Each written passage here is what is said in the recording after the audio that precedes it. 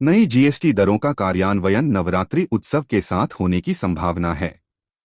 प्रधानमंत्री नरेंद्र मोदी ने 15 अगस्त को अगली पीढ़ी के जीएसटी सुधार लाने की घोषणा की, जिससे देश भर में कर का बोझ कम होगा। उन्होंने 79वें स्वतंत्रता दिवस पर राष्ट्र को संबोधित करते हुए कहा, सरकार अगली पीढ़ी के जीएसटी सुधार लाएगी, जिससे आम आदमी पर कर का बोझ कम होगा। यह आपके लिए दिवाली का तोहफा होगा। केंद्र के अलावा सभी राज्यों और केंद्र शासित प्रदेशों के वित्त मंत्रियों वाली जीएसटी परिषद सितंबर के 3 से 4 को दिल्ली में केंद्र द्वारा सुझाए गए 5% और 18% के प्रस्तावित सरलीकृत दोस्तरीय जीएसटी कर स्लैब पर चर्चा करने के लिए बैठक करेगी। सूत्रों ने बताया कि जीएसटी अल्ट्रालक्सरी कारों और पाप वस्तुओं जैसी चुनिंदा वस्तुओं पर 40% की दर से कर लगाया जाएगा। वर्तमान में जीएसटी 5, 12, 18 और 28% की 4 स्तरीय संरचना है। केंद्र ने कहा है कि जीएसटी सुधार 3 स्तंभों संरचनात्मक सुधार, दरों को युक्तिसंगत बनाना और जीवन को आसान बनाना पर केंद्रित हैं, जो भारत को आत्मनिर्भर बनाने के सरकार के प्रयासों के अनुरूप हैं, साथ ही दुनिया की तीसरी सबसे बड़ी अर्थव्यवस्था बनने की आकांक्षा भी रखते हैं।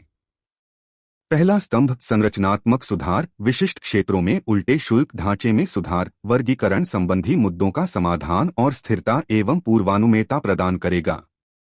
दूसरा स्तंभ दरों को युक्तिसंगत बनाना का उद्देश्य आम आदमी द्वारा उपयोग की जाने वाली वस्तुओं के साथ साथ आकांक्षी वस्तुओं पर कर कम करना है। यह अधिक दरों की स्थिरता सुनिश्चित करेगा और कर स्लैब को कम करेगा।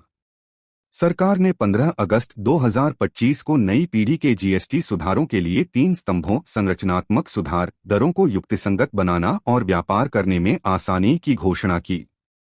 जीएसटी 2.012% और स्वास्थ्य एवं जीवन बीमा कम दर पर युक्तिकरण संभव।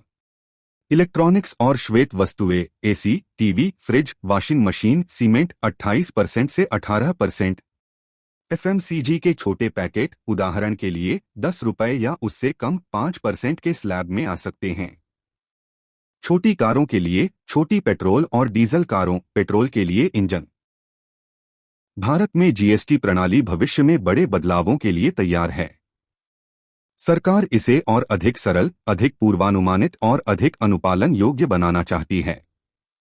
अगली पीढ़ी के जीएसटी सुधारों से संरचनात्मक समस्याओं का समाधान होने, आवश्यक वस्तुओं पर कर की दरें कम होने और एमएसएमई को समर्थन मिलने की संभावना है।